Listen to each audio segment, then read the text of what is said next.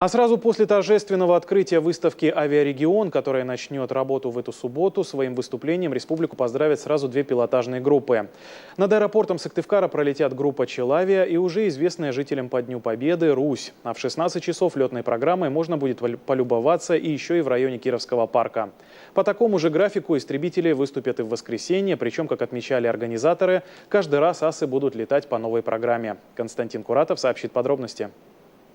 Аэропорт Сыктывкара будет готов принимать посетителей авиасалона малой и региональной авиации «Авиарегион-2016» уже с 9 утра 20 августа. А торжественное открытие намечено на 10. В церемонии примут участие руководитель региона Сергей Гапликов и министр транспорта России Максим Соколов. Как отметил заместитель президента Авиасоюза Алексей Новиков, жителей Коми при помощи прямой видеосвязи поздравят даже из космоса. Состоится поздравление экипажа Международной космической станции с орбиты всех жителей Республики Коми с 95-летием.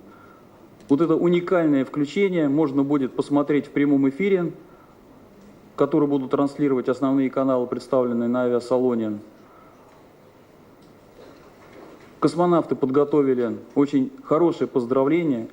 Обязательно, конечно, они скажут и про авиацию Республики Коми. Как отметили члены оргкомитета, сейчас основной упор всем службам необходимо сделать на безопасность. ГИБДД организует проезд и парковку личного транспорта и автобусов. Министерство здравоохранения выставит дополнительные кареты скорой помощи прямо на летном поле. На этом особо настаивали представители Авиасоюза. Также усилят охрану аэропорта. Проход на территорию через ворота зала официальных делегаций, они широкие и помогут избежать заторов.